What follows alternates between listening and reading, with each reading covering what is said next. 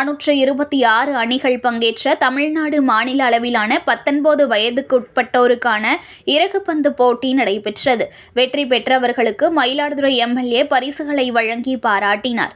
மயிலாடுதுறை அருகே லட்சுமிபுரத்தில் உள்ள குட்சாமிரிட்டன் தனியார் மெட்ரிக் பள்ளியில் மாநில அளவிலான 19 வயதுக்குட்பட்டோருக்கான ஒற்றையர், இரட்டையர் மற்றும் கலப்பு இரட்டையர் இறகுப்பந்து போட்டிகள் நடைபெற்றன.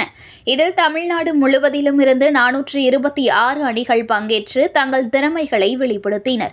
வெற்றி பெற்றவர்களுக்கு தமிழ்நாடு இறகு பந்தாட்ட கழக பொதுச் செயலாளர் அருணாச்சலம் தலைமையில் நடைபெற்ற பரிசளிப்பு விழாவில் மயிலாடுதுறை எம்எல்ஏ ராஜகுமார் கலந்து கொண்டு பரிசு கோப்பை மற்றும் சான்றிதழை வழங்கி பாராட்டி பேசினார். நிகழ்ச்சியை மாவட்ட இறகு பந்தாட்ட கழகம் சார்பில் அதன் தலைவர் அசோக் உள்ளிட்ட நிர்வாகிகள் ஏற்பாடு செய்திருந்தனர்.